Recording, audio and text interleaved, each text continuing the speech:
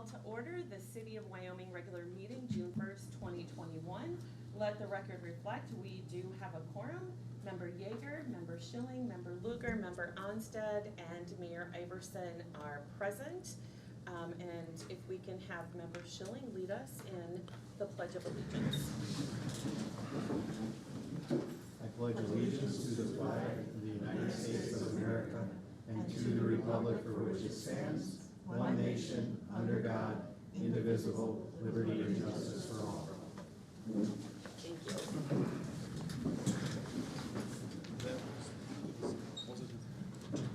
Okay. Open forum is the first on our agenda, an opportunity for members of the public to address the City Council on items that are not on the current agenda. Items requiring council action may be deferred to staff or boards and commissions for research and future council agendas if appropriate. You will be limited to 3 minutes, and we ask that you conduct yourself in a professional, courteous manner and refrain from the use of profanity. Failure to abide by this policy may result in the loss of your privilege to speak. Tonight we do have one resident, and that would be Mr. Will I say this right? Come on up. You can come on up to this up here, please, and state your name and address.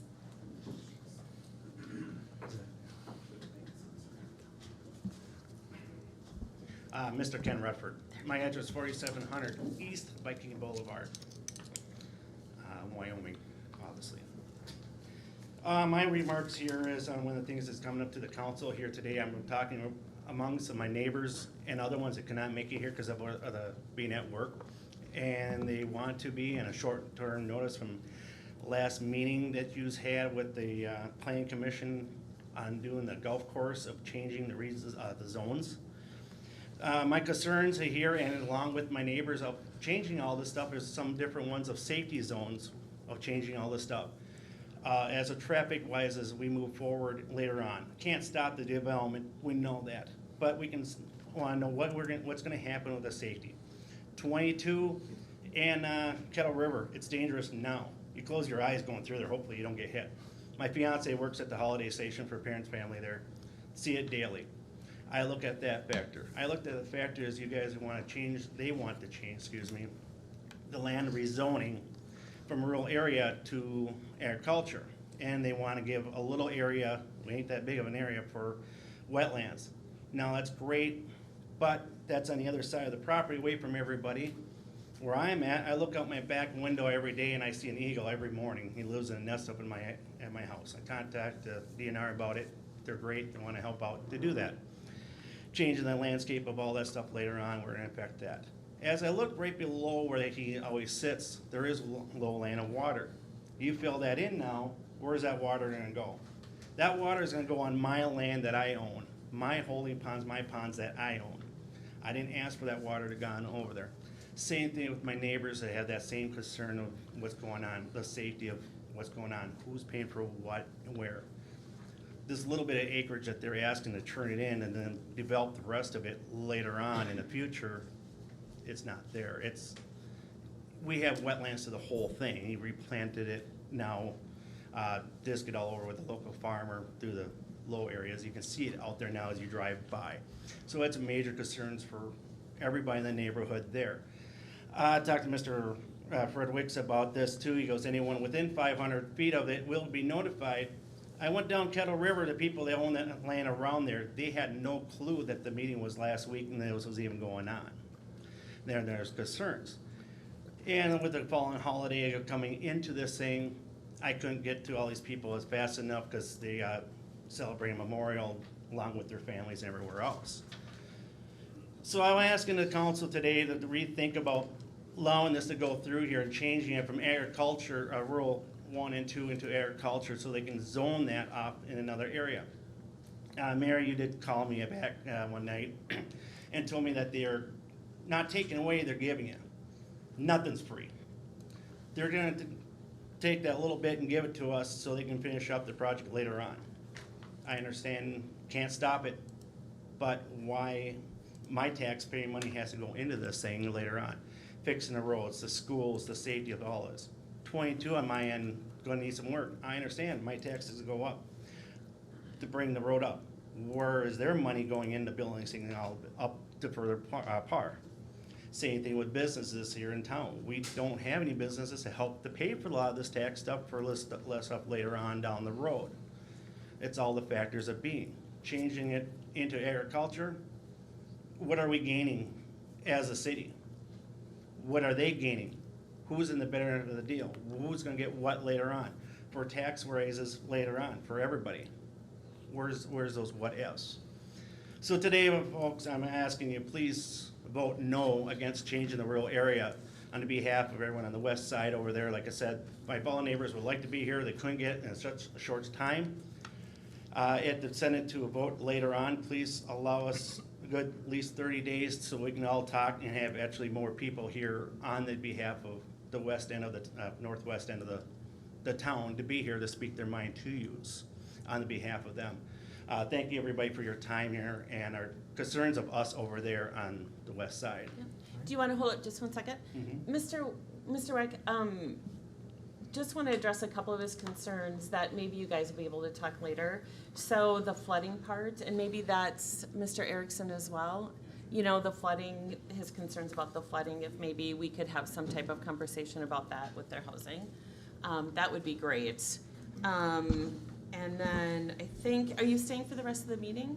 More likely, yeah, because I want to know what's going on here through the town. Like I said, my biggest concern is what's going on over on the west end there, and what is the plans of the future? When are we talking time frame for Yeah. doing everything?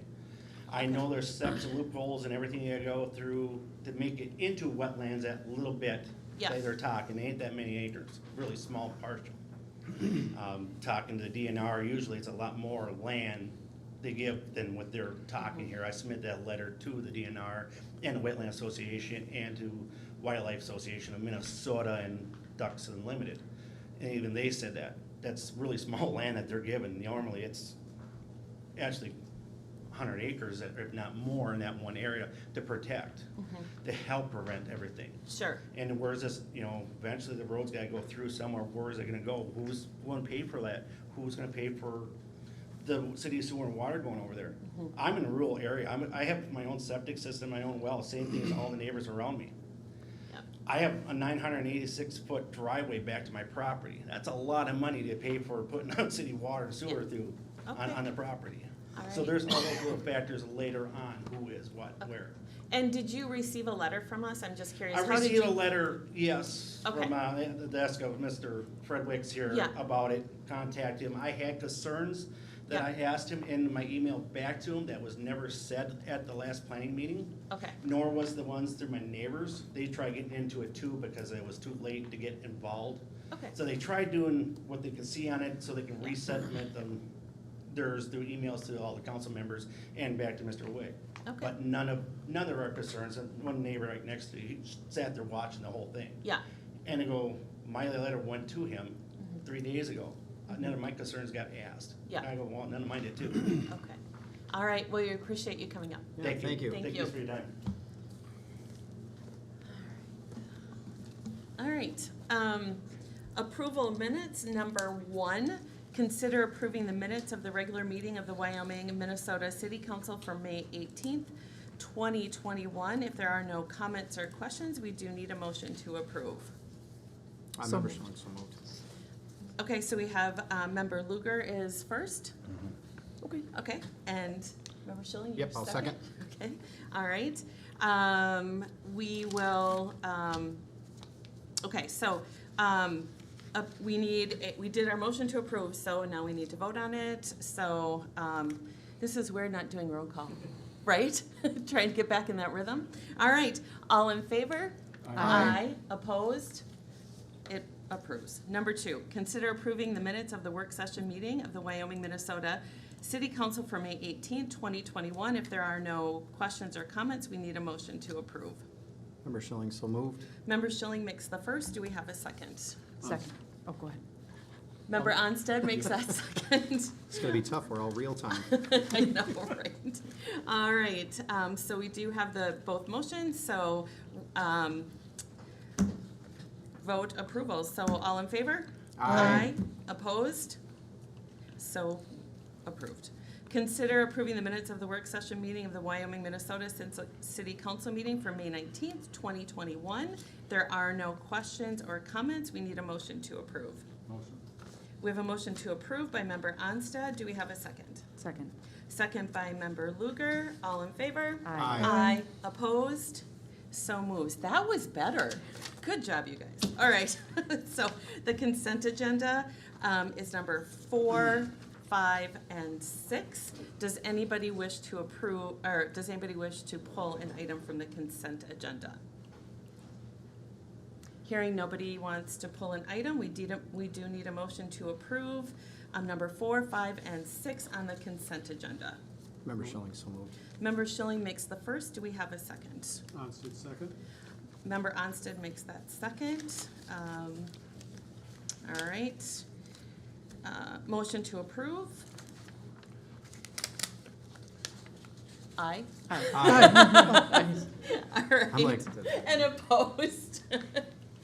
So it does pass. All right. All right, on to acknowledgement, receipts of reports of officer, boards, commissions, and department heads.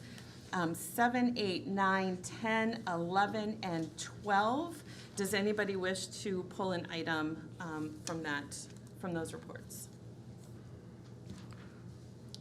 No? All right. We'll move on to new business, number 13, to consider resolution 21-06-43, a resolution rezoning Z-21-002 Sunrise River Bank R1 and R3 to agricultural location, East Viking Boulevard, Greenwood Golf Course site applicant, Northern Tier Development LLC, Richard Morris property ID number 21.009.30, 21.10298.30, 21.10298.40, 21.10302.00, 21.10320.10, 21.10320.20, and 21.10320.30. Was that all the numbers? Okay. I know, right? That was a lot. All right. Mr. Weck, are you taking this? Yes, Madam Mayor. Madam Mayor, council members, I'd like to address some of the things Mr. Rutgers said. In your packet and in the planning commission packet are his written comments that were received right after the staff report. I did not receive any comments from any of his neighbors, whether written or oral. So the first application was the rezoning. There's also going to be a preliminary plat and the conditional use permit. The rezoning is lot 1, block 1 of the development. This will also be the lot that will be the wetland mitigation bank. That is 170 acres. The outlot A is one that currently has a house on it. That one is approximately 34 acres. That one at some time in the future could be residential, to go with the mixed use zoning that it currently is zoned. Outlot B is 15.88 acres. That's behind the Village Inn. That is a potential future hotel site. Again, to be done at some time in the future. I don't know when that might be.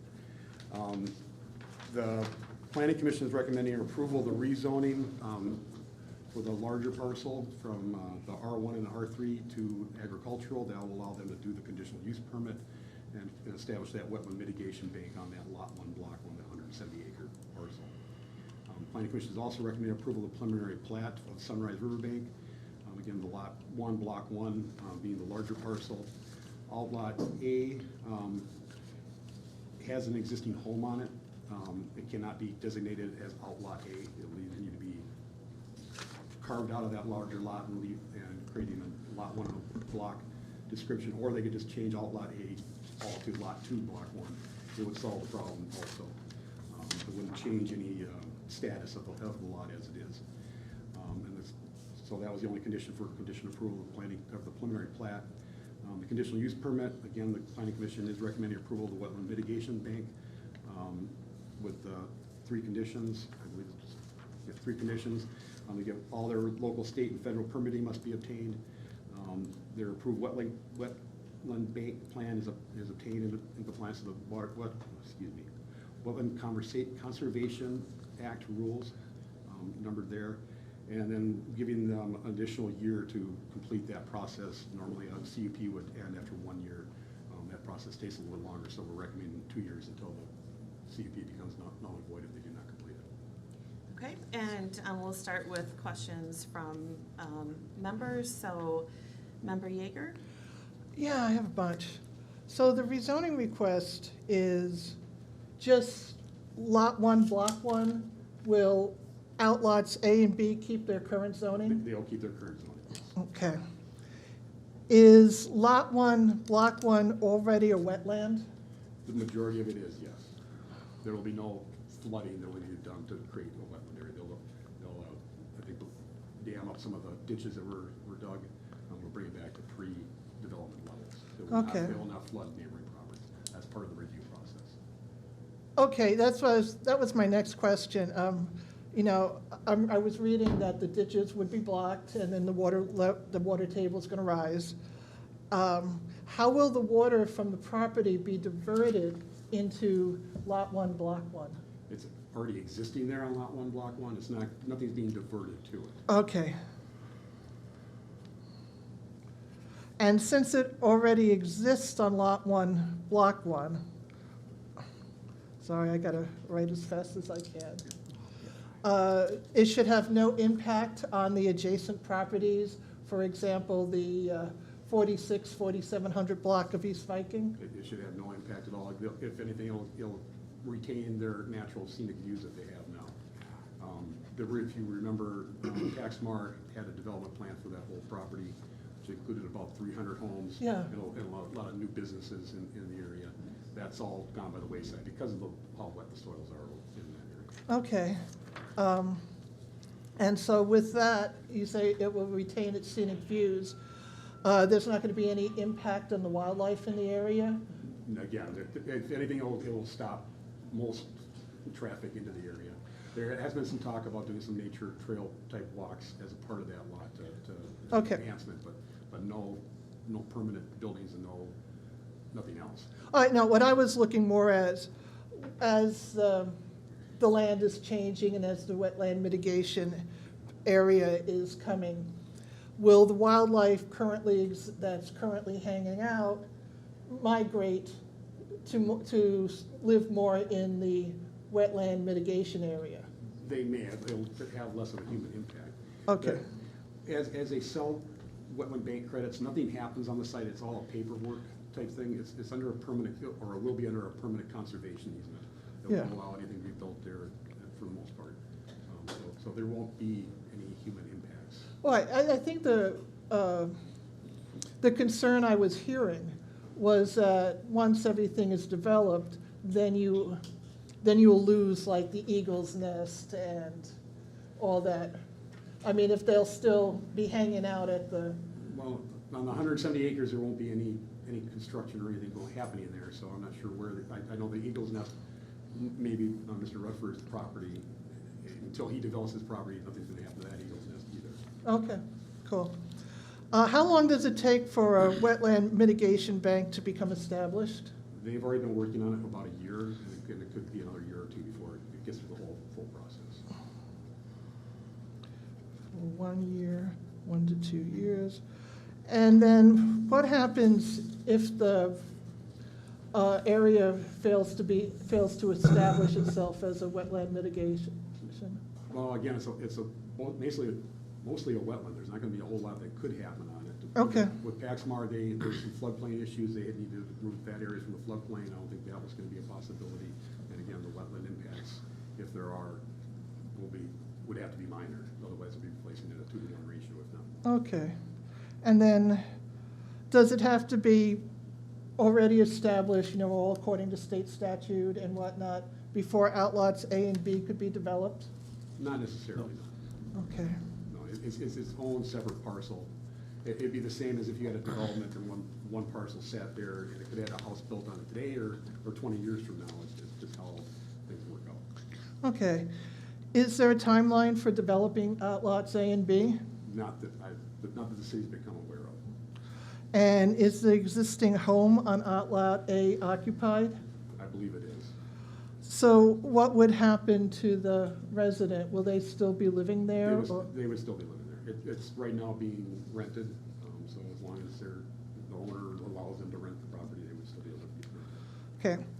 And then the concerns that I've heard from Mr. Rutford and neighbors, you know, yeah, they're talking about who's going to pay for the sewer and water, who's going to pay for the traffic modifications. Now, granted that it's probably too early to say at the moment because we don't know how it's going to be subdivided. And then it will be subject to what is negotiated in a developer's agreement. Is that correct, guys? So then, but is it safe to say on a general basis that usually these expenses are paid for by the developer? Anything that's within the development itself proper, the developer would pay for. If there was some upsizing of the pipe, which probably would be the case of this, to feed developments further down the road, the city would pay for those upsizing.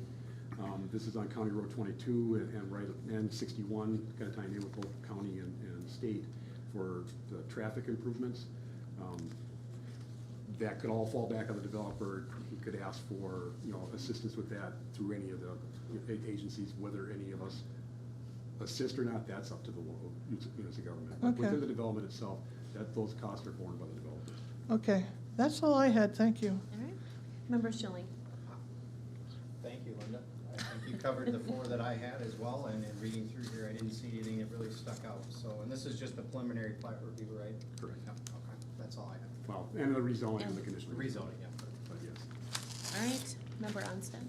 I have a question about, is there kind of a set number of houses that they're planning on putting in there at any given time? You know, it's down the road. And the reason why I asked that is because of a point that the member made, or the resident made, was that the traffic could increase in that area. And that in combination with the development about a mile to the south on Kettle, wondering if we're looking at putting new signage, traffic controls in that area. It is a mess there. Kettle River Boulevard is too close to the interstate. There's not a whole lot of room to move it. On the north side, but been a bunch of plans kind of kicked about, but could close the access on Kettle River Boulevard, coming back around Village Inn, tying into the hotel, and then coming back down around on the other side of the Village Inn, which would alleviate some of that tie-up right there. With the EAW that was done for the Paxmart project, they were looking at some roundabouts and some other traffic improvements along East Viking Boulevard. That was based on the 300 homes and the number of businesses, so that traffic impact won't be as large this time around. When they do come back to develop that residential lot, we'll look at it at that time. I don't know how many lots they may get on it. They did provide a sketch plan about a month or so ago on well and septic, which would not meet with our comp plan. I think they had about 20 houses on there. I know that we simulate the backed up traffic every time there's an accident at 35 North on a weeknight. And people try to get around it by taking Kettle from Forest Lake. It's not easy. Yeah. But before that part would be developed, we would go through the preliminary plat process again to re-subdivide that out lot, or either out lot, and look at what the proposed uses are, and the traffic study would be done. We'll have to determine at that time what kind of improvements would need to be done. But right now, there will be no traffic change with what they're proposing today, so. Okay. All right. And Member Luker. I have no questions. Okay. Mr. Weck, this is the third owner of that property? Or fourth? I've lost count. I would say the third owner since I've been in the city, in Okay. the township. Okay, and I believe, me being the liaison for Planning Commission, the last developer you said was 300 homes, right? Yeah, approximately, yes. And we had a we had a lot of discussion about how many cars that would generate. We figured about 600 or so cars, 2 cars per family, right, on there? So, with this rezoning and this quote-unquote development, let me go back a second. So the previous developer, there was a lot of wetlands, so there was a lot of conversation about how to take care of that, how many houses they could really do, correct? Yes. And it's pretty marshy back there, if anybody has golfed back there, back when it was a golf course, right? Yes. I know somebody who says he aligns it to being on a floating bog when they were out golfing, right? Pretty Okay. close. So, by having this type of rezoning, it does bring back its more natural habitat. Yes, ma'am. We don't know what's gonna happen in those 20 acres or 30 acres that are left out. However, it's gonna be less than the 600 cars that might have been Yes. in that development. Okay. All right, that is, all my questions. All right, do I need to read all those numbers again?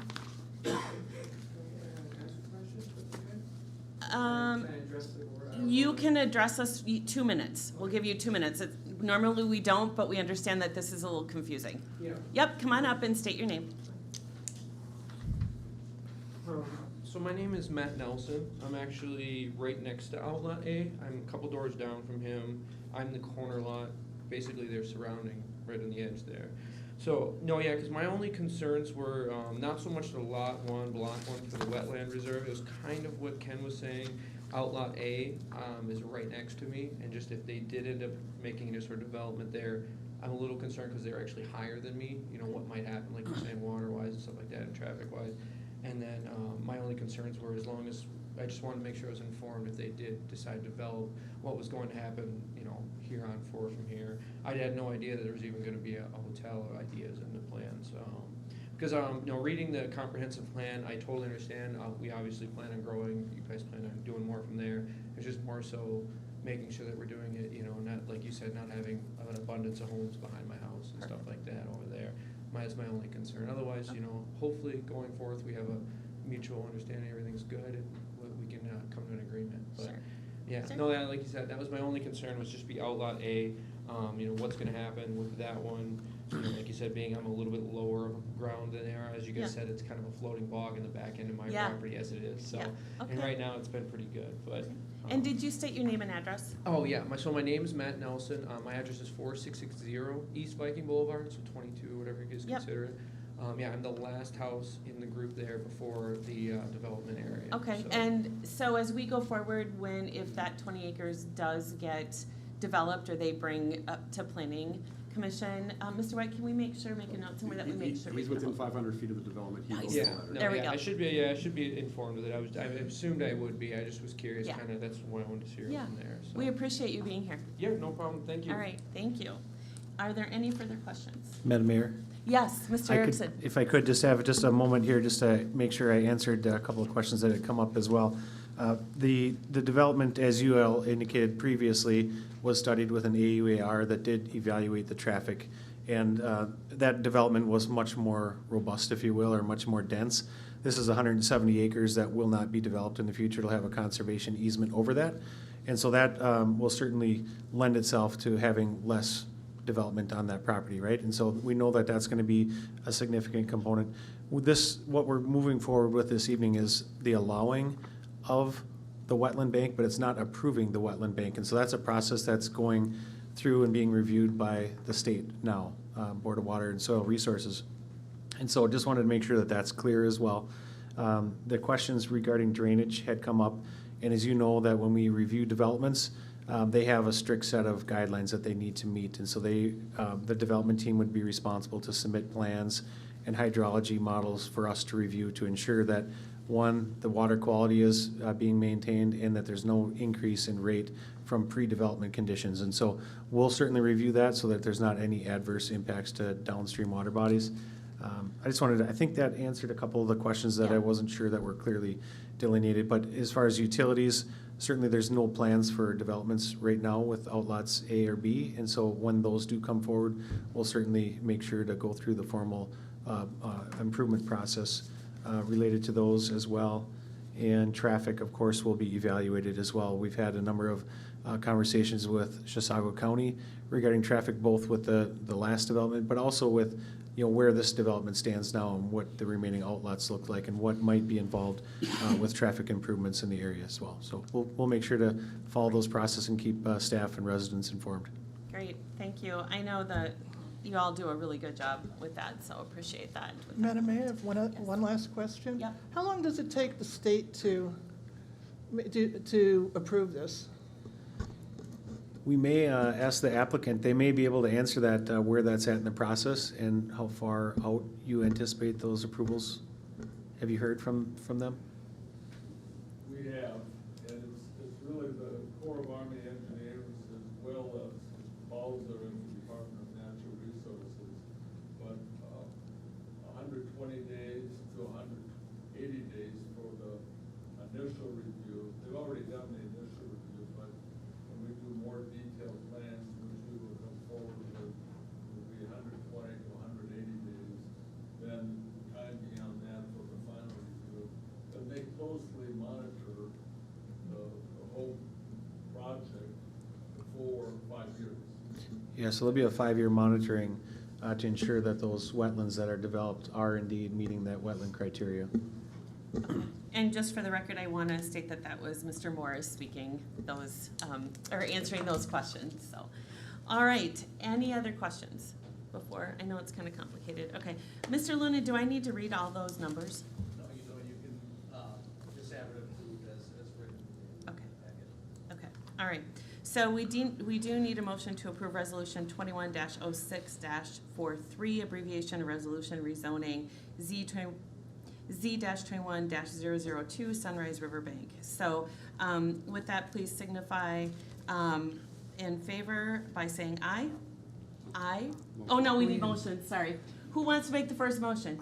I'll make the motion. Okay, Member Schilling makes the first motion. Who wants to make the second? I'll second. All right, Member Luger makes that second. Here we go. Signify your vote by saying aye. Aye. Opposed? So passed. There we go.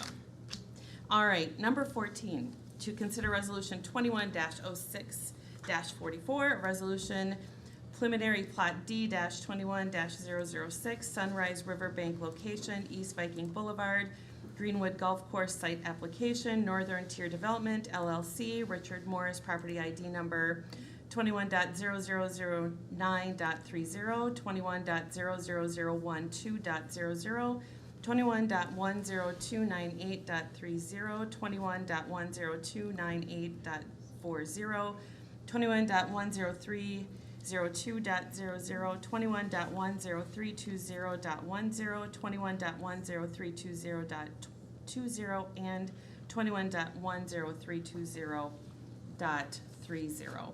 Mr. Weck? I have nothing to add from my previous presentation. Okay. If anyone has any additional questions, I'd be happy to answer those. Anybody additional questions?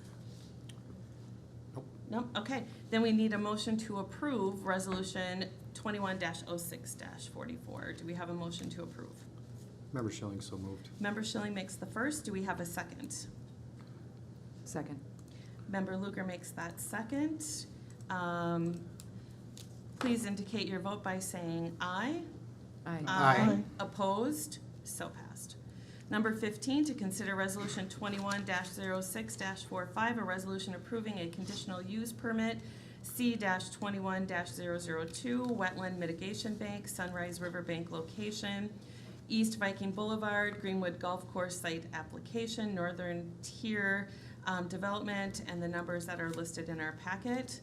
Mr. Weck, anything new? Nothing new, ma'am. Nothing new. Okay, any further questions? No questions. We need a motion to approve. Member Schilling, so moved. Member Schilling makes the first. Do we have a second? Second. We have a second by Member Luger. All in favor, please signify by saying aye. Aye. Aye. Opposed? So approved. Number 16, to consider a resolution approving walled architecture to complete schematic design for 3 potential projects that include a public safety facility, City Hall, ADA security upgrades and Public Works building in the amount of $125,220. Mr. Linwood, are you taking this one to start? Mayor Iverson, members of the council, I'm going to start out, and then Mr. Jonathan Lewis from Wold Architects will be here to give a brief overview presentation of similarly to what the council saw at our work session on the 19th. Just to give a little bit of background for the public, this is a culmination of work that the council's been working on since early 2020 in regards to having Wool do a analysis holistically of all of our space needs within the city for all of our city facilities and buildings. At our work session on May 19th, we kept discussing what the next steps were in this process, and Mr. Luce was able to break down and kind of define that schematic design, the design development, construction documents, bidding, construction. But as we move forward on that, the schematic design being that next component within this process, if the council was inclined to move forward. The schematic design is the 15% of that total design cost, and with that, for the 3 different facilities, you'd be looking at a total, as identified in that resolution, of that $125,220. With that, I have Mr. Luce is here, and he has a presentation similar to what the council saw on May 19th, but I think it's good for the public and the councils to refresh this before we determine how you'd like to proceed. All right. And I will share my screen, so Mr. Luce, and you can just tell me to advance when you'd like, I can do that. and I'll do my best to follow along without a clicker. Thanks, Rob. Yep. Good to see you in person, Mr. Luce. Likewise. So, Thank you, welcome. Mayor, Council, good to see all of you, three-dimensionally, Right? kind of different. Again, Rob kind of laid out that we've been continuing through this process, I think, through our whole master plan process. Started out as a little city hall project, and we really took a big step back and said, where does the city of Wyoming really want to be? And we kind of are here today to show all of the work that, not just Wold, but some of that's been from the council, certainly staff, and all of the people in Wyoming have really chipped in to help find what the right solution is for Wyoming. I think we're at the point where the council said, let's move forward, let's see what the next step is. And really, you've seen some bubble diagrams, you've seen some rough cost estimates. This is kind of where the rubber meets the road for the design, is we really need to start actually laying out a building and figuring out what it's gonna look like and start documenting that process so that ultimately you could actually have a contractor build it. So you've got our proposal letter, I think, before you. I can probably say, I'll hold for questions after I just kind of run through this presentation. But I think I want to show you just a little bit more about what that design process would look like. You might remember some of that from when we interviewed here, better part of maybe a year or two ago, but probably a good reminder, like Rob said, just for the public. So again, where we've been is kind of what I maybe talked about a little bit already, and so we can kind of breeze through that. But I want to overview the design process and really show you at least schematic design, what the big bullet points are that we're going to be accomplishing through that. So what are you paying for there? And then just looking at the projected schedule and how this project would move forward in terms of the design, and then even looking at what projection would be for a construction schedule as well. Then we'll talk about the core group and really what that is and why we have that as a part of our design process. And then potentially looking at what sort of engagement process you might want for the public. I think that's been something we've talked about at length, and obviously even with the active, citizens here, I think it's great to have that involvement to make sure that, as this is an investment, a huge undertaking for Wyoming, how many years has it been since there's been a major building project? 40. So it might be another 40 years. I mean, honestly, that's how we have to think about it, is that this is probably the big next thing that's gonna happen for the next 40 years in terms of facilities for the city. And so it's not just buildings for staff or for consultants to walk in, this is for the whole public. So I think that's where there's probably some wise engagement mechanisms that we can use with the public that would make sense through this process. And then maybe just talk about some next steps. But so where we've been, this is kind of that master planning process, and we've gone through that kind of options analysis. We're really at that gain approval standpoint, but you can see kind of just all the steps that led to this point today. Just a recap of kind of the overall recommendation from our core planning group was to build a new public safety facility that would include police and fire to accommodate all of their space needs, as well as some future space needs that have been discussed. Probably the most obvious one is, getting a new apparatus for fire within the next few years. You have to have a spot to park that, and right now you just don't. The next one is City Hall. Obviously, that's kind of what started this whole process, is we have some clear ADA issues and some safety problems too at the city. And so trying to address those first as a sort of short-term pass at City Hall, I think is where we decided that's really one of those other priorities that had to be kind of now. And then the next one is building a new public works center. So really, you've got two different sites, you're trying to manage vehicles running back and forth with a single city. You know, it's not township and city of Wyoming anymore. This is one consolidated thing, and I think to look at it like that is the right approach for the public works. But also that building and the buildings that they have just are aging and no longer really work for the vehicles and sort of the right way to serve the public and clean the roads and do all the things that they need to do from day to day. So that's like a really quick just pass at kind of what we've talked about probably before in terms of some of those deficiencies that we've identified, but looking at an overall project budget cost of about 18.4 million. I think we've talked about you know, some of the other sort of financing or bond costs that would be a part of that long-range plan, but by and large, this is what we would say is your overall project budget for those three different projects. And it does take into account building this back in the back end of you know, midpoint of around 2023. And so right now, if we're saying these are the short-term recommendations, we want to move forward with those, we're ensuring that we've accounted for inflation out to those few years. So just want to make mention of that because it's can be significant. If you wait a few years, that starts to build up, and I think we've talked about that before. So just a really quick view of kind of what we've talked about. Again, these are just big boxes that represent the amount of square footage that would end up on potentially the property across the street here. And so we know that there's those different components of police and fire. We know that we would have to have some public parking and some staff parking, and then just the access.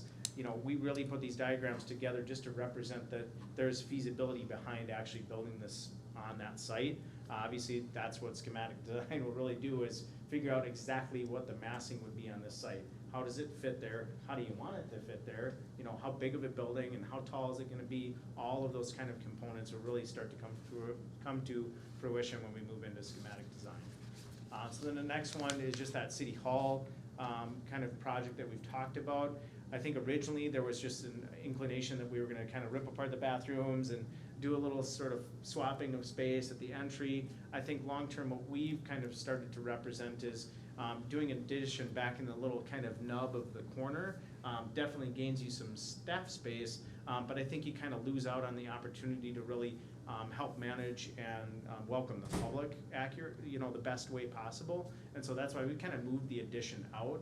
Again, this is all sort of preliminary, but it still represents the right square footage and kind of amount of renovation that we would anticipate doing, as well as some sort of addition that would accommodate some accessibility issues, some safety and security issues, and then just staff space being, you know, kind of more centralized and better collaboration amongst different departments. The next one is just Public Works. Obviously, there's some phasing that has to happen here, but I think it's kind of built into that short-term plan that we've discussed that will certainly be one of those early things that we talk about in terms of schematic design is, you know, there's people in some of these buildings that we're gonna be building, and we need to make sure that we can work around that. And I think that's the benefit of kind of approaching these projects holistically, is that you have space that you can kind of move people around and do that with. But again, this is just representing that overall kind of footprint of what that Public Works Center would be, as well as their cold storage expansion on this site. Again, you see the impound lot here.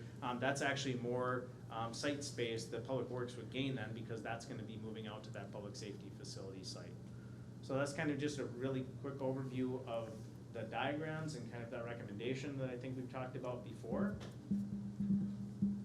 When it comes to design, there's a breakdown of what that looks like in terms of phases. So we talk about schematic design, design development, and construction documents, and those are really the first three components of work that we're gonna do really intensely on the design of the facility. And then following that, we're really looking at a full set of drawings and specifications that we can bid out in the open, you know, public bid market like you would with any sort of municipality. And then, you know, we receive hopefully good bids and we can move forward with construction. And that's kind of our next phase, is that construction administration phase, where we have some on-site presence. We're helping just make sure that those documents meet the intent of what the city wants. And so we'll be there every step of the way to help make that come true. I think one thing to note then for absolutely, and what I think was represented by our proposal today is that we will be seeking approval at the end of each of these phases. So at any given point, the city could say, you know what, let's just go forward with everything. Even if you were to do that, we're still gonna be coming back with recommendations from the core planning group, with our design work at the end of each of these phases and saying, okay, this is what we've kind of decided on, this is the consensus we've built, much like we've done today with our short-term recommendation and gotten to this point, we would seek that same approval and buy-in, not just from council, but staff and everybody else. So it's really that inclusive process that I think helps really get that buy-in behind the right solution and has stopping points specifically to make sure that we're moving in the right direction and still meeting the budget every time too. There's a couple other options that I want to talk about just in terms of design. You know, our design fee is really based on building the building and designing that specifically. There's a couple things that are typically outside of that fee arrangement, and that means could be Wold that's working on that. It could be some other consultant that you work with. You know, from a civil engineering standpoint, we know we're gonna be working with WSB on that, and we're excited about that opportunity. And you know, working with a consultant that you have trust in is certainly we value too. We're glad that we're here at the table and continue to work with you. And I think that that's another way to look at some of these other options is, you know, there's furniture design and we can help with that, or you can look at maybe some other mechanisms for that as well as AV and technology. The same would be true for that. So we set those off to the side because they're typically a different structure, but they're also something that you decide later on in the design process because we really have no idea how many chairs are gonna be in each one of these buildings, just as an example. So just wanna leave you with an understanding that there's our design fee for the building, and then there's other costs along the way that you would be looking to pay a consultant for, as well as other project soft costs that are within that overall budget. So it's all covered within that 18 million that we've talked about. Then just to stop at schematic design, like I said, that's the 15% of the first portion of design, and I think it's important. It's the most important phase because it really sets you know, the stage for everything else that's gonna happen beyond that. Decisions and discussions that happen within schematic design, if we're not getting that buy-in, if we're not making sure that everybody has a say in this and that we're keeping our eye on the budget and the scope and all of those project goals that were set early on, we're gonna miss the mark when we move to the next phase. And so that's where I think you'll really see us stepping up and having a work plan, a very solid work plan with goals that we're gonna be looking for to build from the core planning group. And then really what you'll see, the fun part of it is, you won't see little flat two-dimensional diagrams anymore. You know, you got to see my face in 3D, and we'll start to make a building look like that too. You'll see, you know, some massing that happens, like I said before, really looking at the size of the building and the site and where it's gonna sit in there. And obviously working closely with WSB on some of the zoning ordinances and things like that to making sure that, you know, we're really meeting what the city wants for development of that property. Again, I think the space planning part of this is important too. We have a space program that I think we've kind of given you a brief overview of to show, you know, every single department has these square footage needs that we've really built up to be, that's how much space each one of these departments needs. We're not just gonna set that off to the side and take that for granted. We have to reevaluate that as part of a schematic design. So we're gonna be meeting with every department again and saying, okay, it's been 6 months, maybe 12 months, maybe more since we've met with some of these departments. You know, operationally, does this still make sense for you long-term? And really reconfirming the space needs that are there so that the core planning group can come in and agree with that assessment and say, there's nothing excessive here. This is what we're gonna need for the next, you know, 20, 30, 40 years. And we're gonna be set with that. And our operations will be flexible enough within that space, as long as our design can help support that, there shouldn't need to be additional space added on to the space program once we set that in schematic design. I think, you know, some of the other big ones that I've talked about are probably one of the most important things is coming back to this group with that schematic design approval process is really that budget piece. So we've seen in the past few months just some absolutely ridiculous cost increases on certain materials. And just the supply chain has been really disrupted by a lot of different factors, actually. So we're trying to adapt to that and continue to keep our eye on what those costs are coming in with all of the different projects that we're bidding, but also all of the ones that our consultants see out in the market. We have enough people in play here that can help make sure that we're not gonna miss that mark. And so we're bringing all those factors in to what that cost is. And if that means that we have to make some adjustments to the plan, or we have to make some adjustments to the needs, or maybe even the materials that we're gonna use for the building, those are all discussions that will happen, not just in schematic design, but at every phase to make sure we've kind of have a cap at what we talked about already. So I think, we could go through each one of these phases. I think, the design development is really just that next piece where we're building up a little bit more detail. I think the most important piece is the user input process. So having those user group means that we're literally meeting with every staff in the space that they're potentially gonna be working in and making sure that they have everything they need in that space. Now, that doesn't come without somebody asking for a hot tub. It happens every time. That's what the core planning group is for. They're gonna say, sorry, no hot tub. But we're gonna know where their outlet is, we're gonna know where their desk is, and all those other parts and pieces, so that really, all the staff that are a part of this process from the very beginning really take ownership on that building and the design.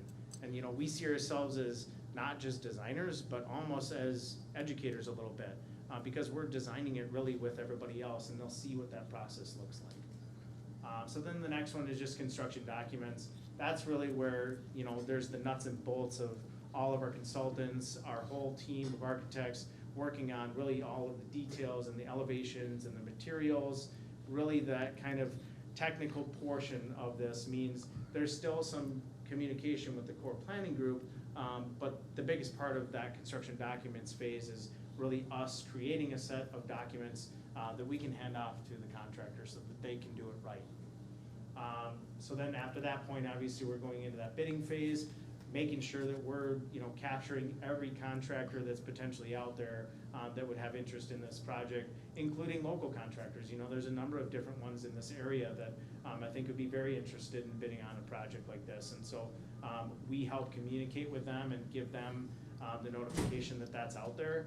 It's kind of interesting that the bidding phase in terms of our fee is really the smallest piece of it, is only 5%.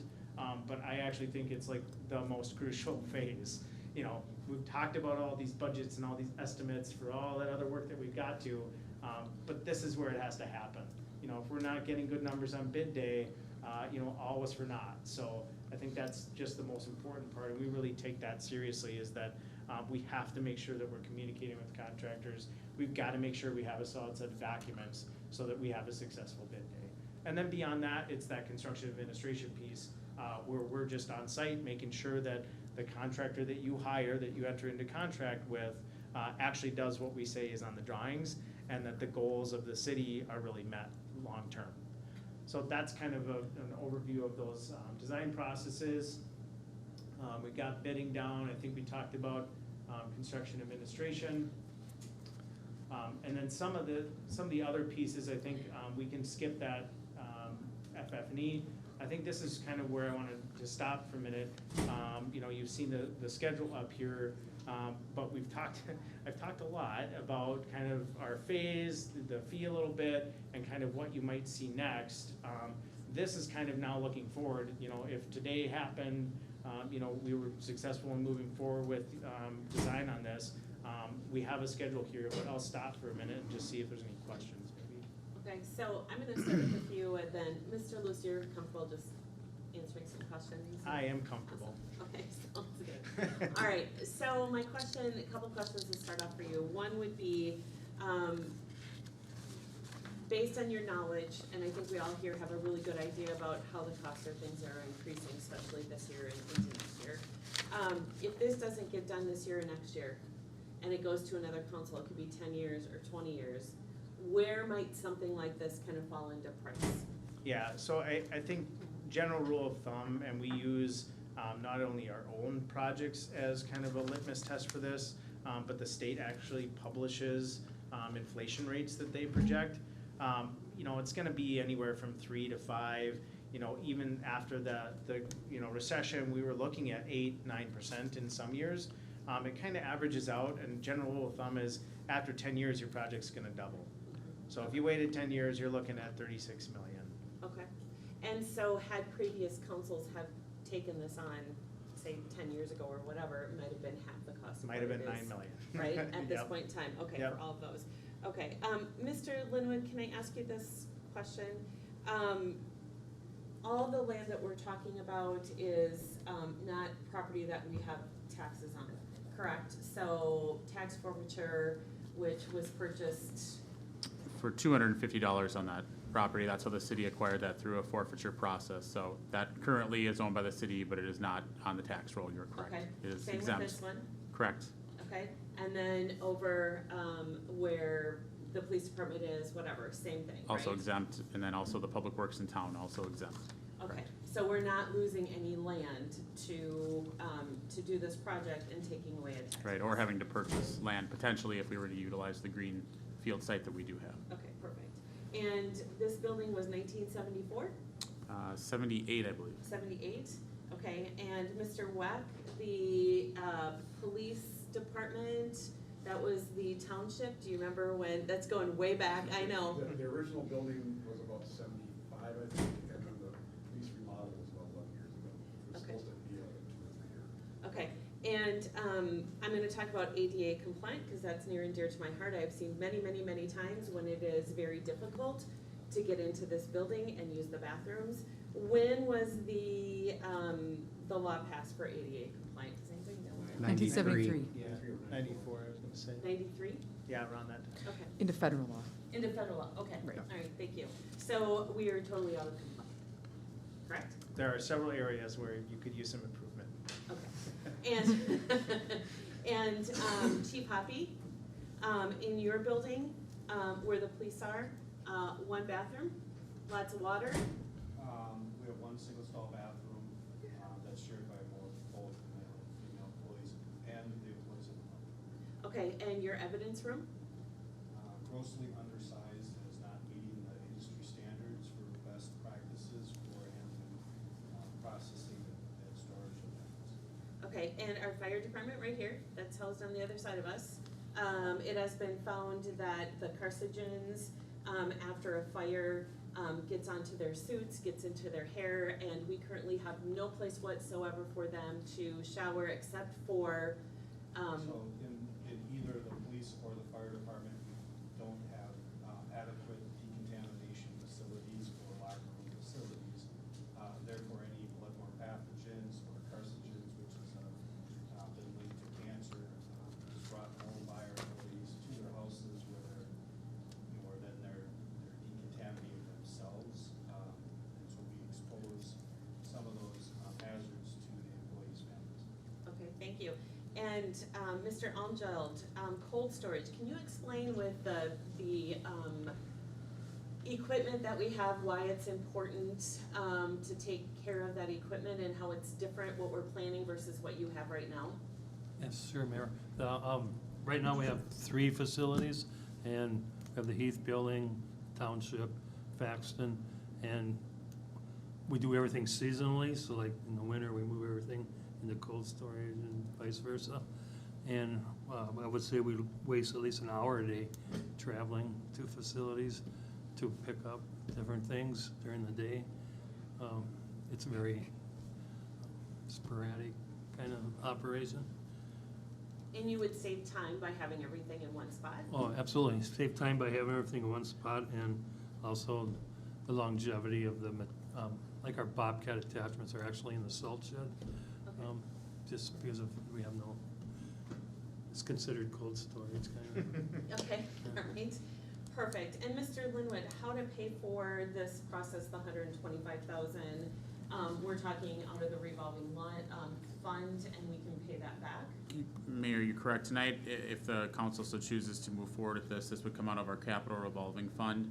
But if the council at point in time decided to keep going forward in this process and we did look to bond for these facilities, we could actually repay ourselves back through those bond proceeds into that revolving fund. Okay, thank you. And the schematic design, so here's my big question on this. I think several of us are familiar with other facilities that the, city hall and all that got really super big. And a lot of money, right? Yep. And when we're talking this schematic at this design, it gives the chance for the council to really take a look at it and decide, now, wait a minute, this is not what we're expecting, it's too much, right? Yep. And I'm just saying too much, it could be too little too, but I'm gonna say too much is probably gonna be.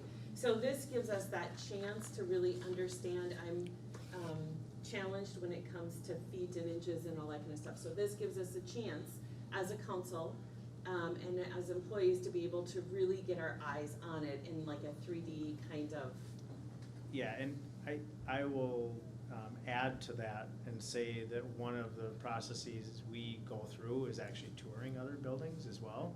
I mean, I can show you all sorts of three-dimensional pictures, and we've mocked up rooms before out of cardboard. You know, there's a lot of things we can do, but certainly one thing is we know that there's other public works, city hall, and public safety facilities in the metro area that would be, you know, approximately the same size, or at least give you that idea of what those spaces are. And so that's definitely a process that we go through as a part of that early phase with the core planning group and anybody else from the council that would want to be involved in that.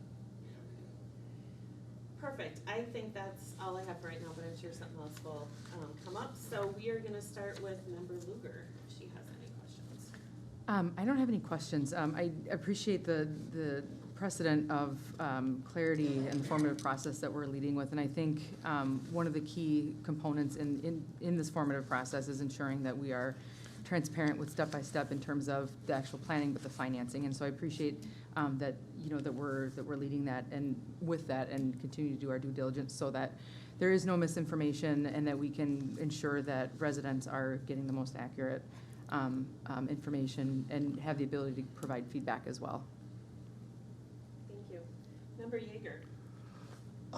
Okay, you answered a lot of my questions.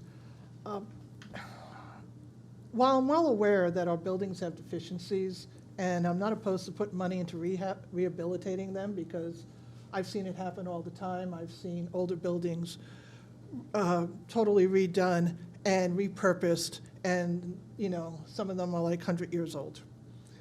I am concerned about the size of this project and about our taxpayers, both residential and business taxpayers' ability to pay for it, especially when I looked at the financial impacts and the long-term plan, see our levy going up by nearly 50% by 2025. I know we're growing, but I don't think we're growing fast enough. The long-term plans puts out an assumption of 1% a year. That's maybe 80 people. We need to grow bigger. We need to get more business development so we can afford all this stuff. I'm not opposed to doing it if we can afford it. And I don't know if we can afford it at the present time, if we're just not going big enough to be able to afford it. Therefore, I would just like to see a smaller project before agreeing to move forward, because $125,000 is a lot of money, even if we are paying ourselves back from bonding. I mean, for example, I wouldn't mind seeing the project sized for a shorter term and with the capability of adding on as conditions permit. So that's my piece. Okay, Member Schilling. I've been through this 3 times. It's not fun in any way, shape, or form to do it.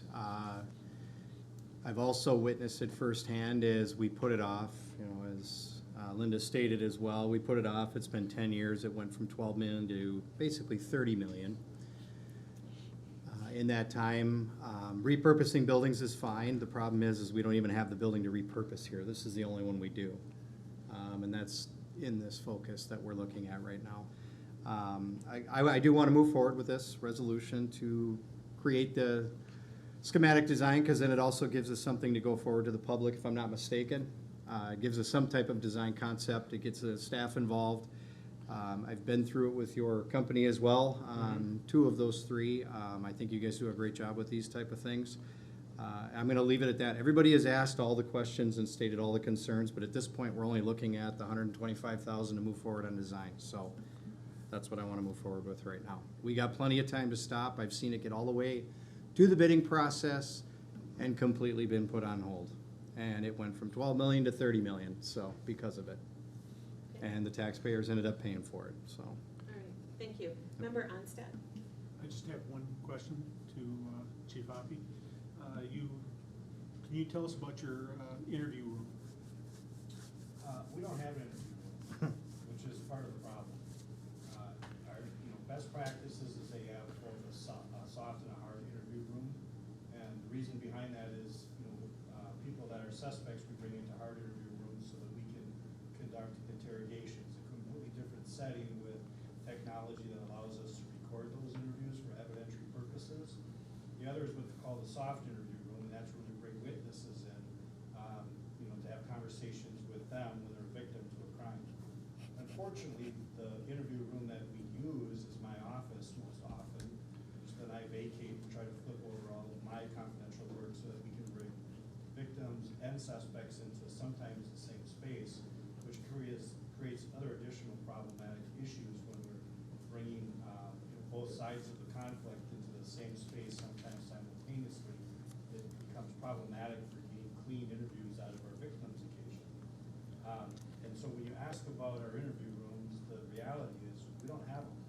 And that's a major component to what we do in solving crimes, is how we handle individuals on both the victim and the witness and the suspect side of trying to gather information from them and using a physical environment that's most conducive to getting the results that we need to get in order to accomplish convictions in criminal cases. And that'd be standard for a county this size to have something like that. That would be expected as a standard, for any police department to have those adequate facilities to perform duties at today's current professional standards and expectation of how to conduct business. Then I have one question for you, that the tools that you're able to use, 3D modeling and stuff, it's great for the council, but it also, that helps us to achieve buy-in with the public, that they can see Yeah. the exact same things that we're seeing very easily, transparently. Yep, it's been a great tool. I mean, it used to be, building a model and leaving it at City Hall so people could come, take a gander.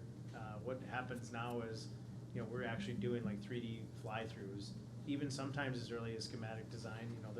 There's risks sometimes where we don't have a lot of detail necessarily on the interior, that you don't wanna, extend yourself out too far and overpromise something, but it's been a tool that I think has been absolutely amazing for us to leverage and help communicate really what that final kind of building is gonna look like. So yeah, it's a great comment, thank you. Mr. Luce, member Yeager brought up a point, you have older buildings and you can remodel and all that kind of stuff. So as you look at, and I'm thinking more of this building, and you've been in the police station, I mean, that has to be, there's just nothing left of that building. What is your experience in taking an older building and trying to fit all this technology and the amount, is it, I'm assuming it's a lot harder. I've done remodeling of my house, and that's not an easy project. So what would it be in something like this building or any of the other buildings? Yeah, I think I would just summarize it in one word and say compromise. I mean, if there are goals that we're trying to accomplish as a part of this project, and, maybe there would be an opportunity to rebuild City Hall into something different. Well, we simply don't have the site to do that, and I think the core planning group and ourselves have gone through a number of different options that have actually been presented to this council in the past to try to look at maybe some of those other opportunities. But again, each time we came to that, we found compromise. Something had to be smaller. We had to cut something out that was needed. We weren't able to gain all the parking that we would potentially want. So, it's not always impossible, and sometimes it costs a lot of money still, but there's usually compromise. Okay, thank you. Chief Hoppy, do you guys have a kitchen over there or eating room? Is it? We do not have break facilities over there for our employees, and so they're using the squad garage, which is the same space as our storage, which is the same space that we prepare food, and essentially the same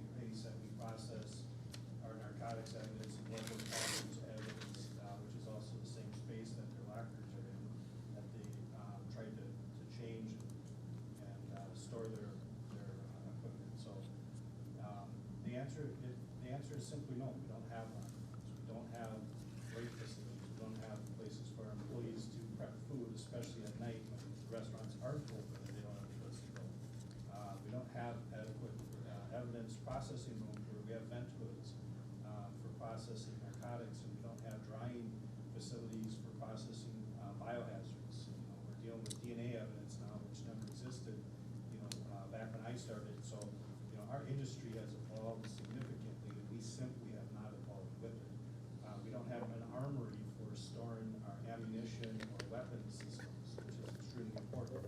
Our building is not hardened from a security perspective, as we see more and more city facilities and police departments being shot at, you know, from outside of the building, and that necessity to harden it, you know, to preserve and protect it. It's also, you know, one of the sites where we would conduct our EOC operations in the event that we do have, you know, an emergency, a tornado, or weather event. You know, that's where we would primarily conduct our EOC operations. Our building is grossly under prepared to handle anything like that. Just, it would be a liability for anything, probably most homes in this community. So, you know, from looking at that facility and trying to imagine it repurposed, the reality is the bones don't exist to even attempt to repurpose that building. And how would having police and fire in this same location, how does that affect relationships, or how would that improve city overall? As we moved to the public safety model, it's all about you know, sharing facilities or sharing operations, sharing training events, and you know, in a facility of a public safety rather than police and fire separate, what we really accomplish is multiple shared spaces that we would otherwise have to create separately.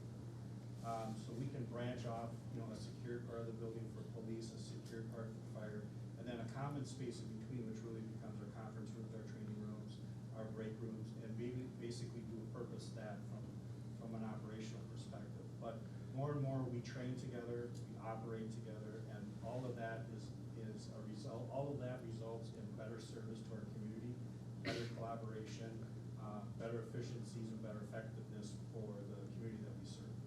And having it downtown, what is considered downtown versus where you're at, what does that mean in terms of You know, when safety? we look at hotspots in the community where we provide the greatest amount of service and the most frequency to properties, the downtown area or business districts are our most frequent properties that we visit. So having us out at the edge of town, 3.5 miles, we make multiple trips, you know, a day in emergency responses from that building to those facilities.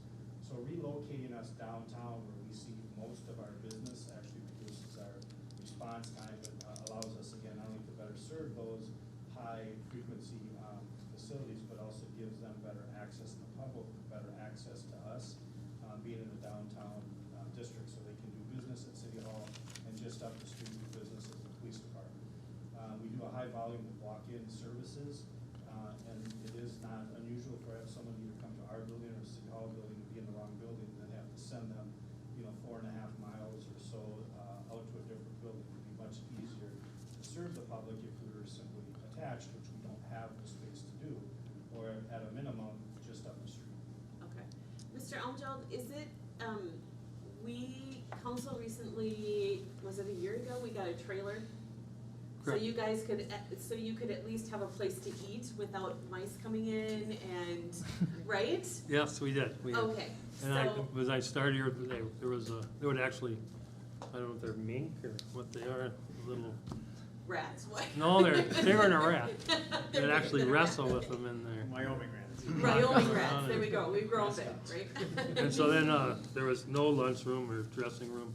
Now we have, it's kind of the same thing. We have one thing. Yeah, And it's dressing room, lunchroom, and then the bathrooms at the other end of the Public Works buildings, the old one. We got one stall. okay. Yep. And at some point in time, right now, we have all men, so that you might at some point in time actually hire a female as well, and then just having that one bathroom probably is not, That one, yeah. that wouldn't work too good. Okay, Mr. Linwood, I'm gonna ask you some of the same questions. The deficiencies in this building, I think we know is the ADA compliant, right? So when you have residents come in, how are they affected by by the window right now? What is the deficiencies? I mean, obviously, you can't see the camera right now, but we're out here now with offices, right? So, Correct. And I think that front door, as we've evaluated, that is not, as the League of Minnesota City did the evaluation of all of our facilities, that front door does not meet ADA standards whatsoever. Our bathrooms do not meet those standards right now. Those stalls are not appropriate the way they're configured. Just as far as the some of the counter space area. So there's things here that, the league has encouraged us, as Mr. Luce graciously put, that there's deficiencies and there's some problems that the league has certainly given us that notice to please look into these items, because they are, it's a matter of time before they could become a potential serious issue.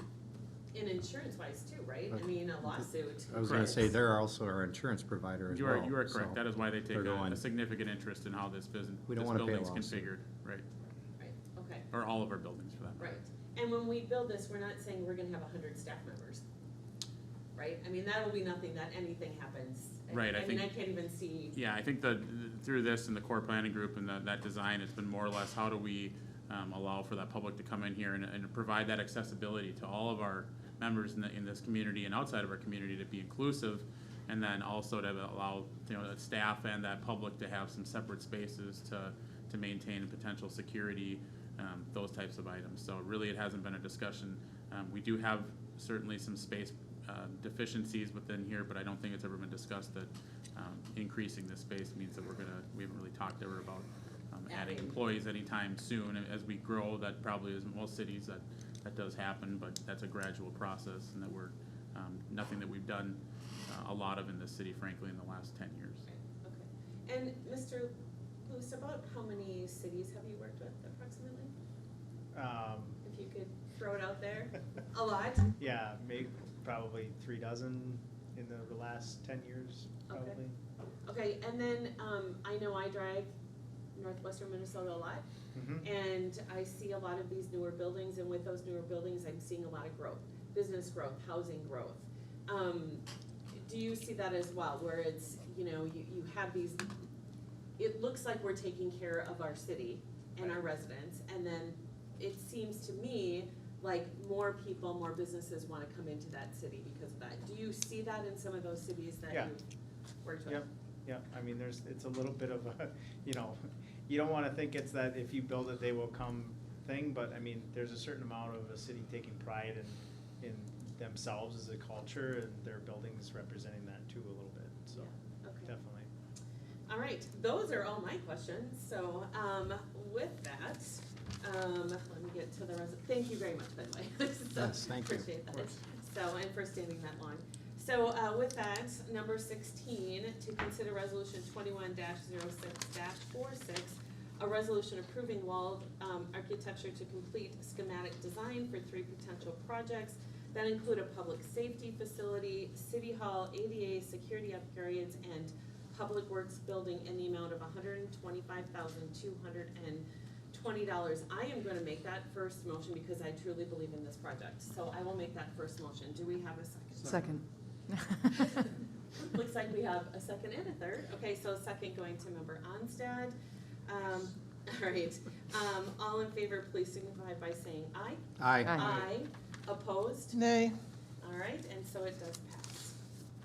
Number 17 on our agenda, to consider resolution 21-06-47, a resolution approving the purchase of a 2021 Elgin Pelican Street Sweeper from McQueen Equipment in the amount of $222,259.50 through the Minnesota State bid contract. Mr. Almgeld, are you helping us out on that one? Yes, Mayor. And thank you, Mayor and council members. It's a long report, so I'm going to read through it. The purchase of the Elgin Pelican Street Sweeper will allow an enhanced street sweeping plan for the city of Wyoming that optimizes phosphorus removal from increased sweeping frequency with the cost of additional sweeps. The outcome of the project will be defining a functional enhanced street sweeping plan that will be adopted by the city of Wyoming as part of their regular street maintenance program. A significant increase in phosphorus removal will not only help the city achieve its stormwater pollution prevention goals that are required by the state, but it will also help improve the local water quality and help us use taxpayer dollars more effectively.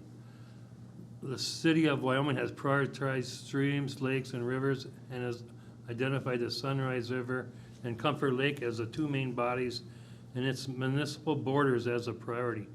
We have identified a water resource guidance document plan that clearly identifies some of the steps Wyoming will take. The application will help fulfill internal operations that identify street sweeping as a key policy for our MS4 permit and to keep impairments out of the lakes, rivers, and streams. The city of Wyoming considers street sweeping to be the first line of defense in their comprehensive stormwater management and water quality treatment system. The city owns and operates wet sediment basins, stormwater, wetlands, and infiltration basins. Enhanced and targeted street sweeping will reduce the pollutant loadings to the city's traditional stormwater BMPs, resulting in reserved removal capacity for untreated inflows and prolonged sediment storage. And a little about pavement preservation. The act of sweeping is part of a preventive maintenance program to extend the life of pavement. Pavement maintenance is all about applying the right treatment at the right time. However, some people see sweeping as avoidable because they feel only aesthetics are enhanced by this service. This is not the case, especially if sand or worse, water are present in any part of the pavement. Sweeping pavement regularly removes the tiny particles that will cause pavement to wear prematurely. Another advantage of owning our own sweeper is roadway maintenance, cleanup, appearance, and safety. Roadways are maintained with crack sealing, pothole patching, seal coating, and construction debris. Currently, Public Works has a bucket broom that attaches to the skid loader. It is not very efficient and is small and needs to be dumped frequently. Appearance is especially important in our business district. An appealing atmosphere, and after events, the cleanup are conducted with a street sweeper. There's also safety for motorcyclists, and bicyclists are also enhanced by more sweepings throughout the year. Currently, the city of Wyoming contracts street sweeping twice a year and intermittently for street maintenance projects. The cost to sweep the entire city was $6,885, and that was what we'd anticipate the same cost this fall. That was this spring. The process to sweep the entire city takes 80 hours in the fall and 80 hours in the spring with one sweeper. Public Works also hires a contractor to sweep intermittently when we are patching streets. And last year, we spent $1,170 for that. And that's when we blow, you see us blow the stuff on the side of the roads. We have somebody come in to clean that. So the total cost is approximately $14,940 a year for contracted street sweeping. And if you just take the purchase price, divide by the 15 years, that comes out to $14,817 if we bought a sweeper. So it's a little, for just the two sweepings, it's less expensive to contract, about $350 a year. The stormwater rate study conducted in 2020 for surface water included 320 hours of sweeping, which is 4 sweepings, 2 in the spring and 2 in the fall. This is the time of year when an entity captures the most load or pounds of garbage and debris. An effective street sweeping program is important because removing debris from the gutters and roadsides means less debris goes down the storm drains and into the lakes and streams and acts as a form of pavement preservation. Currently, each sweeping event produces 140,000 pounds of trash and debris, or about 70 tons. The sweepings are sent to a lab for total phosphorus. The weights and lab results are sent to WSB, and the city gets MS4 permit credits for phosphorus removal via sweepers. The formula for street sweeping events are $60 an hour and $5.25 a mile. This is using the calculations of the U of M. The formula includes both labor, vehicle-related expenses, and capital depreciation of the vehicle. And there's also another one from the EPA that's about $72 an hour. To contract 4 sweepings a year And street maintenance would cost $29,880 a year. With our own sweepers, that cost would be $21,090 a year, a savings of $8,790 a year. So the savings over the life of the vehicle would be $131,850. And now to get into the financial on the CIP, in 2021, the Stormwater Capital Improvement Plan had a total budget of $315,000. On February 16th of '21, the Wyoming City Council authorized a transfer of $250,000 to the Capital Revolving Fund and to the Stormwater Capital Fund. On April 6th, the Wyoming City Council authorized the purchase of the VACON for an amount of $60,000. So the current remaining 2021 balance in that fund is $255,000. The excavator was budgeted for half in stormwater and half in the street CIP for 2021, $75,000 and $85,000. Pond, storm, sewer, culvert improvements for $40,000 in the CIP. The street sweeper was budgeted at $50,000 in anticipation of that grant from the Minnesota Board of Soil Resources in an amount of $200,000. The Comfort Lake Watershed District explained that the grant was denied as the city of Wyoming is not in the metropolitan area. Wyoming Public Works and the city have prioritized the purchase of the street sweeper in the 2021 CIP as it is invaluable ensuring that the goals of the city's MS4 permits are met, streets are maintained and cleaned when pothole patching, streets are preserved as part of the city's street improvement plan, and business districts and neighborhoods are kept aesthetically attractive.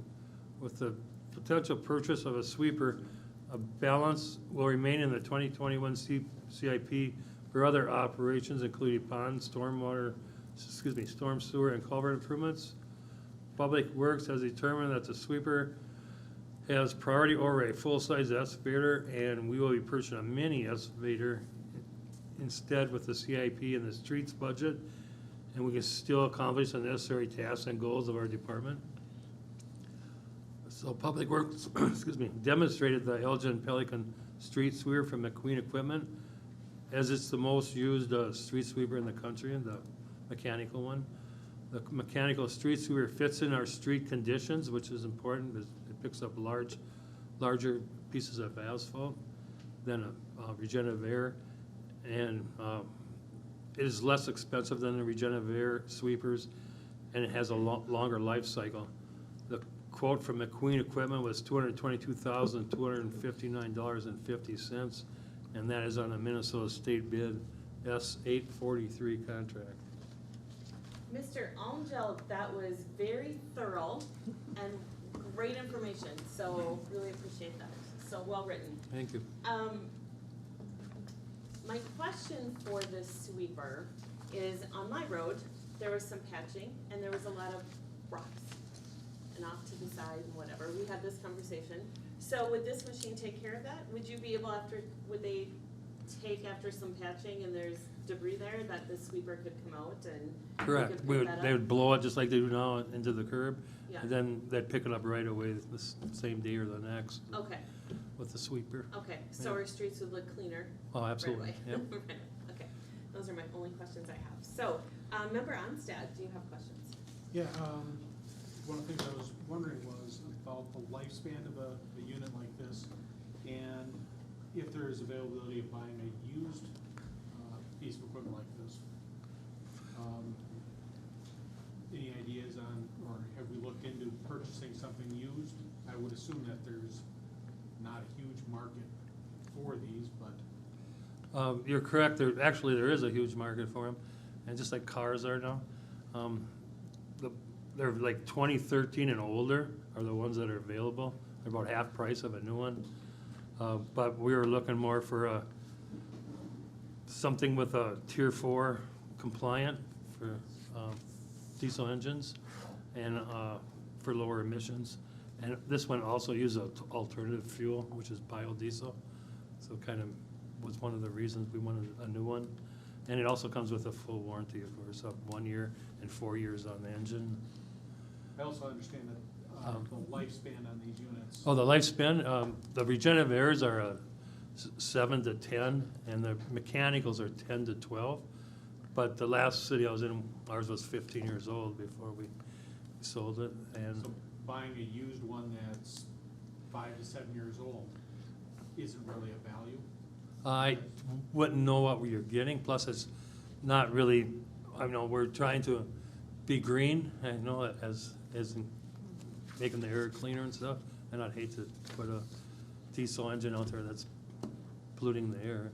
I'm thinking from the standpoint of if you buy one that's halfway through its life and you're only saving 50%, it's not a savings.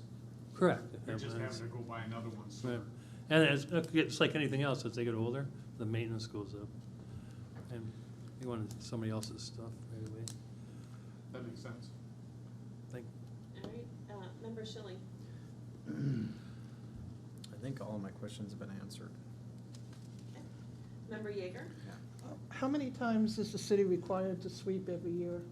there's, a permit is, we have it's enhanced sweeping is, right now we do it 2 times a year, spring and fall. We'd want to enhance it into, I budgeted, when we hired a new employee, 320 hours, so that'd be 2 in the spring, 2 in the Right. fall. But we're required to do 2. You're required to reduce the phosphorus into the impaired waters, and so the more sweepings you do, the more you reduce it. Okay. What kind of routine maintenance is required for the street sweeper, and how much does it cost? I always budget 10,000 a year for the street sweeper, and that's usually for brooms and stuff to replace. Okay. And how often do more serious problems occur that may take the machine out of service? How often? Yeah. Usually it's seasonal operation, so usually go through it in the winter, and it's not really broke down in the summer, except like sometimes you drive over a catch basin and it'll fall in, you know, and that, I've seen that happen, that was Oh, I was damaged. thinking more equipment. You know, I mean, for example, I mean, I don't, I- otherwise, the maintenance is done in the winter, the preventive maintenance, and then you have it all summer. I was thinking more equipment failure. Okay. Are there any additional costs involved with this, such as dumping the contents of the sweeper, cleaning it out afterwards, sending samples out for lab analysis, and how much will that be? We already currently do that. Of course, you need to clean the sweeper every time you use it. Yeah. For longevity. We do that outside the Public Works building. But the samples and they're, you know, we dispose of them, that's for free at Dressel's. And then, because they screen it, that's another thing. And then the lab, we send it in, and I think it's about $90 to $100 every time we send it in, twice a year. Okay, but it'll be double that 4 times a year. But we already bring a dump, when we contract out, we already bring a dump truck out and empty it into our own dump trucks? Correct. You would park the dump truck, if you have your own sweeper, you park it, and then they'll dump into it till it's full, then call the Right, driver. but I mean with the contracted sweeper. Yeah, Do they send their own dump truck to Oh, dump no, it? no, Or do we no, do that? We do that. Okay. And how much will performance drop off as the unit ages? It shouldn't drop off at all with the mechanical broom, because you put new brooms on, and you monitor the length of the bristles that's how you get your efficiency. Right. But like you There's no said, fans like a regenerative air. right, but like you said, maintenance goes up. Absolutely. Right. And then what's the storage requirement for the street sweeper? It's seasonal, so we would probably keep it, winterize it, put it in a heath building, and bring the fire truck out for brining. Okay. Okay, thank you. I don't know, I've been doing research on this and learning about street sweepers, and I'm wondering if it's, given the maintenance involved, if we should leave the headaches to somebody else and continue to rent. Leave the maintenance headaches to somebody else and continue to rent. Any other questions? That's it. All right, Member Luker. I just have a couple of questions. Mr. Almjeld, you talked a little bit about the impact of having our own device to take care of our streets and the debris that falls in them. And can you talk a little bit about the maintenance and the safety value of this to our residents and having one of our own? Oh, sure. Well, you got the, you know, health and safety for the residents. You got cleaner air and water quality. And then also, once you get a schedule going, your most populated areas like the downtown, or if it's population-wise, are gonna get more sweepings because that's where the garbage and debris collects. And so as a whole community, you're targeting certain areas. Thank you. So it sounds like this is not just a cost saving in terms of having the actual mechanism, but also just in terms of the impact of the road maintenance that we would need to address. Correct.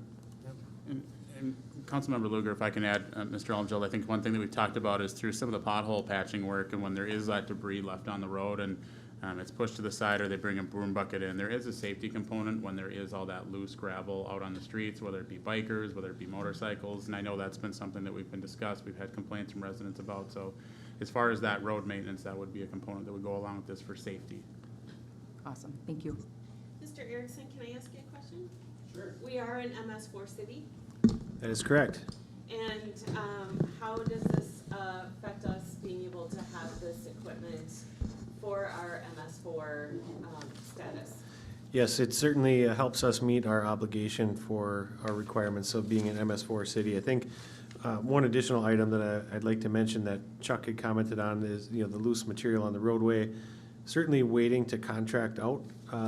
Sometimes we're subject to their schedule, and oftentimes we have spring rainfall events that might just wash all that debris right down into the gutter and into our stormwater basins before they can get to our community. And so I think that does provide a lot of flexibility for the city of Wyoming to have their own equipment and make that timing, you know, make the sweeping really timed with weather events as well. Okay, and we don't have a choice being in the MS4. That's not our choice, correct? That is correct. That We is a don't have that state choice. Right. Put us in there, okay, awesome, all right, thank you. If there are no further questions, we do need a motion to approve resolution 21-06-47, a resolution approving the purchase of a 2021 Elgin Pelican Street sweeper from McQueen Equipment in the amount of $222,259.50 through the Minnesota State bid contract. Do I have a motion to approve? So moved. I have a motion to approve by member Luger, do I have a second? Second, Member Schilling. We have a second from member Schilling. All in favor signify by saying aye. Aye. Opposed? Nay. So approved. Number 18, to consider policy 21-01, council material printing policy. Ms. Dumas, is that you? Yes, it is. Thank you, Mayor. Mayor, members of the City Council, as we return to our first in-person City Council meeting after the COVID-19 pandemic, it's prudent of us to examine some of the adaptive practices that we adopted throughout the COVID-19 pandemic. And one of those practices that staff are proposing continues is the digitation of council materials.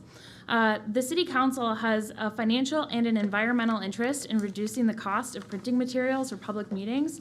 When the city transitioned to digital meeting materials during the pandemic, printing costs for the city were reduced by 39%.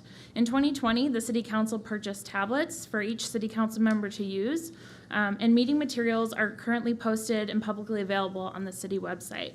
Council tablets allow for meeting materials to be searched, notated, and magnified. The council policy for tablets references the goals of the City Council in using the devices to reduce costs, reduce the use of printing, streamlining the business processes of the city, and improving the delivery and exchange of information with residents. The consistent use of these tools helps to save printing costs, material costs, and staff time, while also promoting the council's values of transparency and efficiency. In 2021, the City of Wyoming was recognized for our transition to digital meeting materials by the Green Step Cities program, for the adoption of waste reduction for our transition to, waste reduction best practices, resulting in the lowering of our environmental footprint of meetings and events in the city. In addition, the sustainability of the practice, the transition to digital meeting materials, and the reduced cost of printing has allowed the city to reallocate funds that had been used for printing to sustainably fund the replacement of the city council devices. The proposed policy sets up several standards. First, that a printed copy of packet materials will be available for all public meetings per the Minnesota Government Data Practices Act. Secondly, that city council members will not be provided a paper packet. Rather, their materials will be available digitally, and council members are able to review and notate on their city-provided device. And finally, if members of the public would like additional copies of meeting materials, they can request printed materials for the cost outlined in the city fee schedule, which is currently at 25 cents a page. Nothing in the policy prevents any council member from printing off their own materials for a public meeting. And with that, I'll stand for questions. Ms. Lewis, I'm gonna start. So, I have been on this now for quite a while, and it's pretty slick to go to the website, and any of our residents can do this. Go to the website, click on the city council part, and it brings you right to the agenda, including all of the attachments. Yes. And so here tonight, doing the same thing, right? It was different, we were at home, you got Zoom, whatever you were doing. But here, you're actually able to go back and forth, zoom in, out. There's the links directly right there, so it helps quite a bit. Okay. And then, do we have like, I know we were saving 39%-ish. Do you have kind of a dollar amount on that? Yes, I do. So in 2019, the average monthly cost of printing at City Hall was $337 a month, approximately. This year, from January to May, so staff is back in offices, but meetings have still been remote during that period. The monthly printing costs were only $205, so that's $132 that's been reduced a month. And that's the calculation that we used for the projection of those costs. Originally, the projections we used were a little bit higher. Staff were out of the offices initially when we did purchase the council devices, but they still provide a very significant reduced cost. Okay. I think it's kind of nice that what we see is what residents see as well. Very slick, very, very slick and easy to do. So, okay. So Member Luger, questions? No questions. Member Onstad. Occasionally, I've noticed in the past that the packets have changed from the time that they're printed until the time of the meeting. And I guess this is more of just a statement. And that's true, correct? That it does. We'll have a add tendency something. That we can add something, change something, usually add. That does happen, correct? Occasionally, there are items that are changed on the agenda. That is correct. And then everybody has the ability to see the changes as they happen. Correct. That's, I guess, a good way to make my statement. I appreciate the fact that I can get the most up-to-date information that isn't 5 days old over the weekend. Thank you. Member Yeager. How much staff time was used to create this policy? We did not track staff time for the creation of the policy.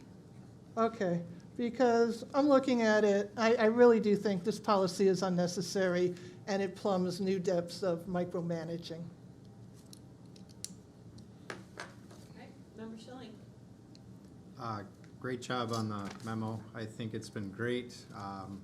I actually bought my own computer when I was elected to council. I have my own preferences, but it works the same as that. So, yeah, no, I'm good with this. I make my little notes and then I highlight things and I save it. So, thank you.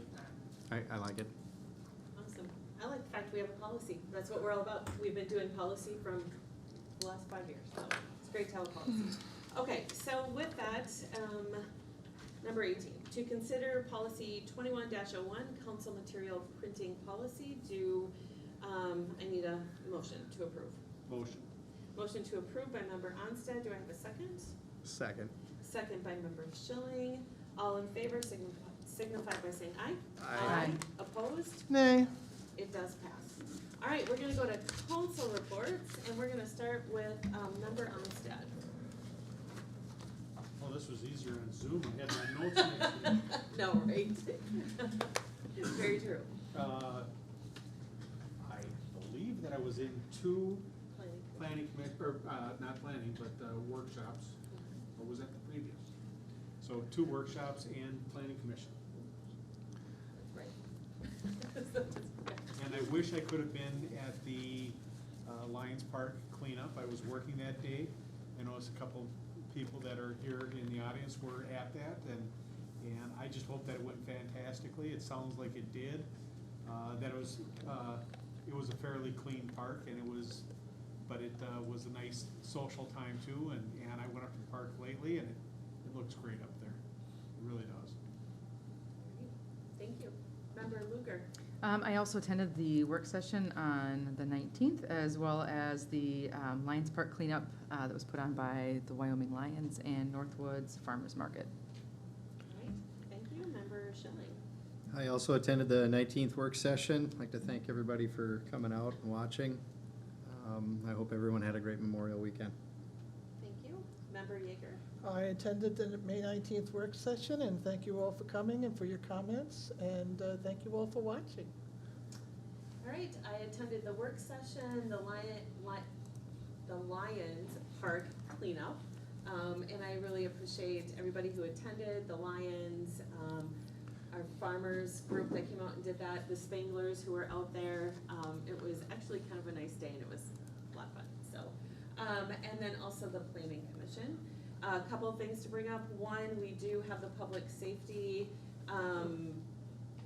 picnic, is that what I'm calling it? On Gala Drive, it is spelled wrong in the notes, just, so that's been posted, I think.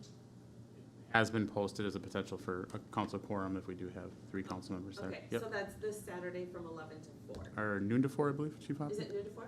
Oh, noon to 4? Okay, on Gala Drive, okay. Fabulous. Touch a Truck. How could I forget that? Touch a Truck is coming up Saturday, my favorite event. Well, one of them. So, do you want to give just a quick little synopsis of Touch a Truck? And will the police station be open for tours? The police station will be open for tours, so residents are encouraged to come by and see what we're talking about. Be more than happy to walk them through and show them. And Ms. Dumas did the Touch a Truck event, so I'll let her comment on that. She has all the details. Awesome. Yeah, we're very excited. This upcoming Saturday from 10 to noon at the Wyoming Police Department is our Touch a Truck event. We have a lot of wonderful community partners who are going to be there, including this year we're also having a Boy Scout troop who's going to be showing off some of their Pinewood Derby cars. So we're really excited at the community partnerships and seeing the enthusiasm for coming back together in person this year. That's awesome. I'm looking forward to it, so great. Thank you very much. I appreciate that. I know that there's some works with the National Night Out, and you're gonna see different updates on that as well. So we're pretty excited about that. Before I have Mr. Erickson give an update on our projects going on, I do wanna thank the Wyoming Girl Scout Troop 57731 at Goodview Park. I drove by it the other day and I'm like, there's flowers there and there's wood chips and what's going on? And then we had just this great post thanking them. So really appreciate the Girl Scout troop actually jumping in and helping us with that. That's awesome. So, all right, so with that, Mr. Erickson, if you could just give us an update on the craziness. Thank you, Madam Mayor, members of the council. Our East Viking sanitary sewer improvement project has been disruptive, we're aware. We've been working along with MnDOT on that project to continue to work to maintain traffic flow. As you're aware, the first phase from 61 west to Faxton has been completed and open back to traffic. The next segment that's currently under construction between Faxton and Fallbrook is nearing completion. We actually intend on paving that on Thursday of this week. And then on Friday, they'll be prepping the roadway with striping and a little bit of mill and overlay. And that section will also be back open to traffic. Again, keep in mind that there will be more construction to occur there with MnDOT's project, but our city project will be out of the way that involves the closure. And so that certainly will help alleviate a lot of the traffic issues that we've had. We do have the remaining work from 61 east to Fenwick. That is currently under construction as well. and that's the remaining section. We are well ahead of schedule. I think the contractual completion date was June 19th for that first segment, for the segment west of 61, and that should be again open up yet this week. So we're pleased that they're a couple weeks ahead of schedule there. Okay, and when MnDOT starts on their project, the stoplight will be in place, or that's when they'll put that on Ye- Fallbrook? Yeah, great question. So that is part of their contract, and that signal at 61 and Fallbrook there will be installed with their project. So we're very pleased with that. I know a lot of people have been asking and waiting for that, and so we're happy to request that addition to the project. Okay, I appreciate that. All right, and I just want to say I appreciate council for the discussion on facilities. This is not easy. If it was easy, other councils would have done it before us. But I'd just like to thank all of us for stepping up to this and really addressing it and taking a look at it and what we need to do, and it's not easy. So we have a lot of questions and comments, and I'm sure there's a lot of people for and against, and that's what we're here for. So with that, I would like to really say thank you for that. So we do need a motion to adjourn this time. Mayor Iris, Oh, can I say one more thing? With our first meeting back in person, I just want to welcome, first of all, the public back. I think it's fantastic you can be here and participate. And then, Mr. Councilmember Onstad, this is his first meeting in person tonight. And then also, our staff member, Ms. Dumas, his first night in person, actually. So I think just wanted to kind of welcome everyone, and it's exciting to be back. That's This is your crazy. first one, That yeah. is your first one. Wow, and I messed it I up a didn't couple already times. I see hope you. you're good with that. So, okay, all right. So with that, would you like to make the first motion to adjourn, or would you like us to keep going? I'll make the first motion to adjourn. Okay, that sounds great. Okay, All right, you made that first motion to adjourn? I'm making the motion. All right, do we have a second? Anybody? I'll second. Member Luker seconds. All right, signify your, Aye. aye. All right.